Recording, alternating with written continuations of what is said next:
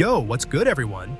So look, I've been absolutely glued to my screen lately playing survival games, and honestly, some of these are just too good not to share.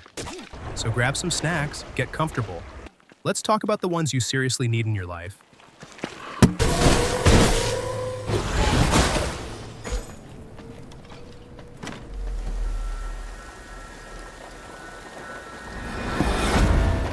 Bro, Sons of the Forest is pure nightmare fuel.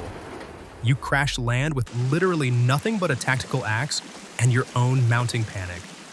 Suddenly, you're chopping trees in the pitch black just trying to get a tarp up before whatever is in those woods finds you. The enemy AI is no joke. Those mutants actively stalk your camp, testing your weak points. But the building mechanics? So buttery smooth. Going from cowering in a flimsy tent to chilling in a massive spike-covered wooden fortress feels incredibly earned. It's a gritty, high-stakes panic attack in the best way possible. Seriously, make your Discord buddies play this with you, because trying to survive this creepy island solo is just punishingly sweaty.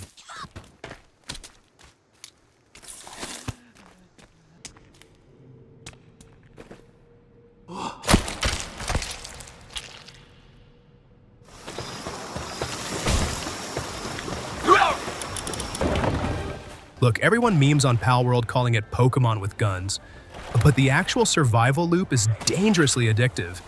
You spawn in with zero gear, punching rocks and desperately chucking spheres to bag your first pal. But once you start automating your base, the progression completely pops off.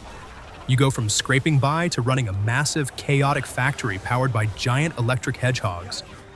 The grind gets real, sure, but hatching a god roll flying mount or unlocking an absurd assault rifle to melt a raid boss feels so good. It nails that creature collection itch while sneaking in seriously deep base management. It leans heavy into the action, but rolling a fresh server with the squad never gets old.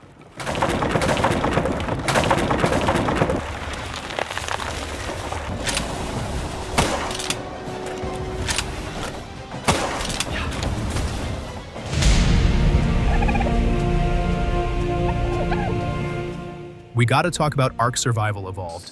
This game is the absolute definition of a brutal, unforgiving grind, and honestly, we wouldn't want it any other way. Waking up naked on a freezing beach while massive dinos stomp around is peak survival gaming. The glow up from desperately poking a dodo with a wooden stick to literally rolling up on a laser-equipped T-Rex is one of the wildest arcs ever. Yeah, the jank is real, and losing your legendary kit to a random raptor ambush will make you Alt F4.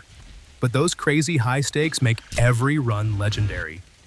Between breeding mutated dinos for insane stats and defending your metal base from offline raids, it's a massive, beautiful time sink.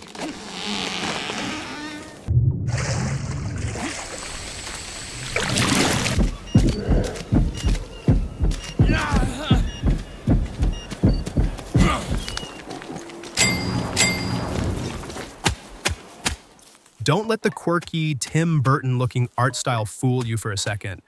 Don't Starve Together will completely wreck your run if you get lazy. It's an absolute masterclass in high-stakes resource management. You're constantly sweating the clock, scrambling for food, keeping your sanity from tanking, and prepping for brutal season changes. When winter actually hits and your berry bushes die off, the panic hits different. The coolest part is how every single death teaches you the meta. You tweak your strat, learn the recipes, and push further next time. And co-op? Trying to manage a starving camp with your friends while a giant cyclops deer tries to smash your fire is pure chaotic magic.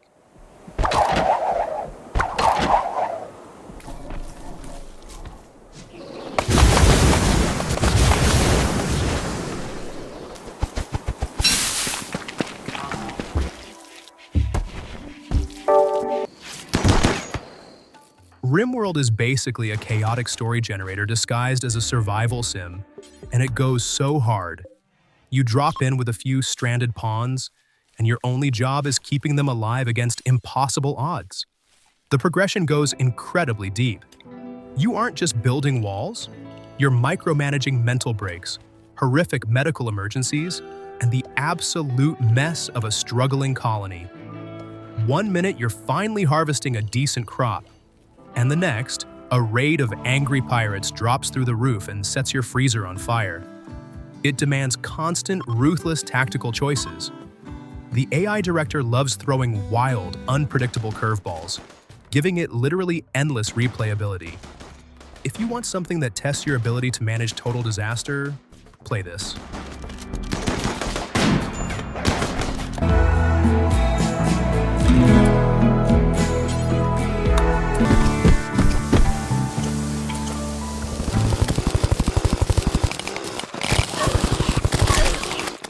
Calling Terraria just some 2D Minecraft clone is a massive disrespect to how insanely deep the progression actually gets.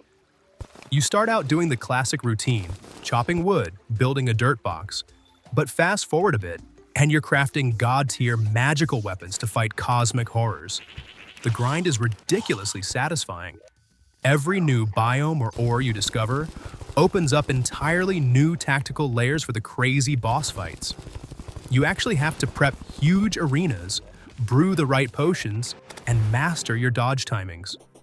With the sheer mountain of accessories and weapons, the replayability is off the charts.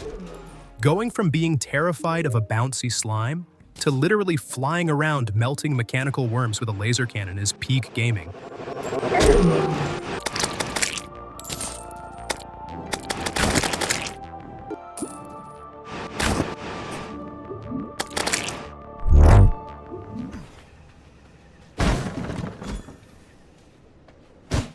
Let's talk V-Rising. Instead of chopping trees while hiding from monsters, you literally are the monster. You wake up as this scrawny vampire, and suddenly, you're addicted to building the sickest gothic castle ever. The sun is actually your biggest hater in this game. If you step out of the shade for like 5 seconds, you just melt into a pile of ash. It's hilarious but stressful. The combat is snappy as hell, basically an ARPG, where you hunt down bosses to steal their powers. You're constantly running around trying to find high-quality blood to buff your stats. Defending your turf from other players or just min-maxing your gear loop is ridiculously fun. It totally earns a spot here.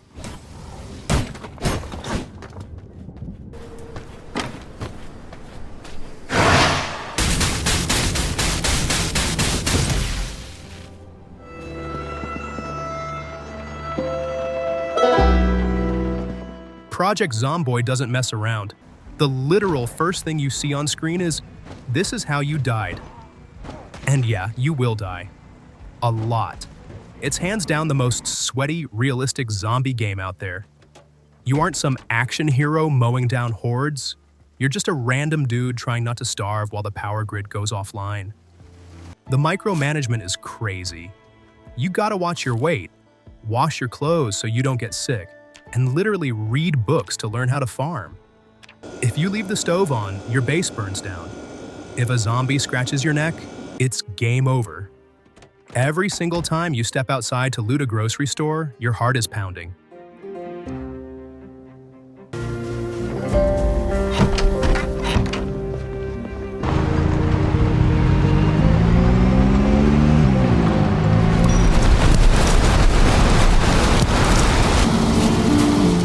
Dude, if you haven't played Valheim yet, you are seriously missing out. Picture this. You're a Viking, dropped right into this massive, procedurally generated purgatory.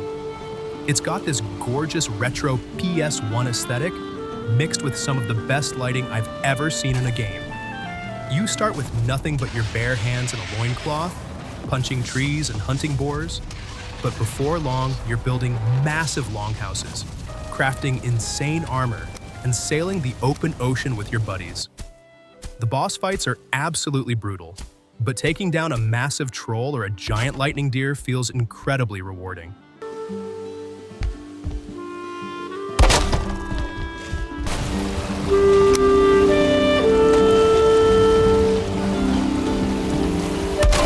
We bid farewell to plenty.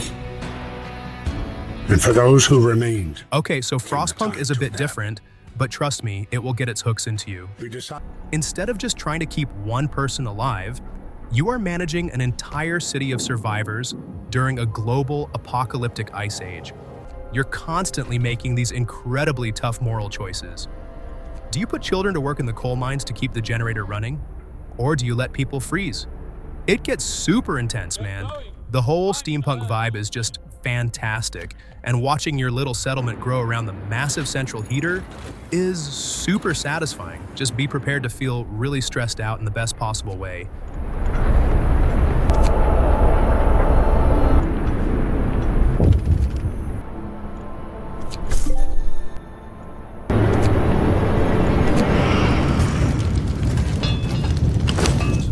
For 1,000 years. Man, if you want something a bit more savage, Conan Exiles is absolutely wild. You literally start out crucified in the middle of a scorching desert, and you have to scrape your way up from nothing. The building system in this game is top tier. You can construct massive, towering fortresses on cliff sides and defend them from wild purges. Plus, you can capture thralls to guard your base or craft better gear for you. It adds this whole crazy management layer to the usual survival loop. Whether you're exploring ancient ruins, fighting off weird monsters, or just surviving sandstorms, it's an epic, brutal sandbox that you and your friends will easily sink hundreds of hours into.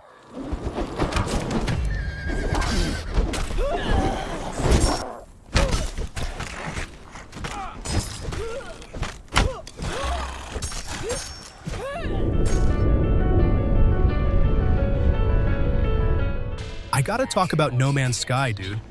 The redemption arc on this game is legendary, and right now, it's honestly the ultimate sci-fi survival experience. You get an entire infinite universe to explore with literally billions of planets. You start with a broken ship, trying not to suffocate or melt. Before you know it, you're building massive freighter fleets, taming alien pets, and setting up giant planetary bases. You can even pilot cool mechs now. The sheer scale of it all is just mind-blowing. You can seamlessly play with anyone. If you want a chill, gorgeous game to just vibe and get lost in space, you seriously need to boot this up.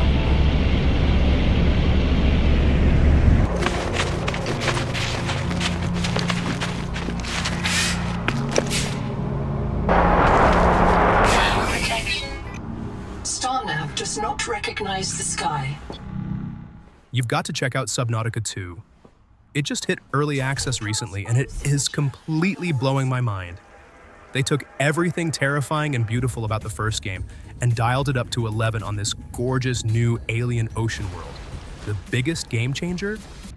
4-player co-op right out of the gate. You and the squad can finally explore the terrifying deep, build massive custom underwater bases, and scream together when a giant leviathan suddenly sneaks up from the dark abyss. Honestly, diving into those deep trenches with the new submersibles is the most intense survival rush I've felt in years. We absolutely have to start a multiplayer world this weekend.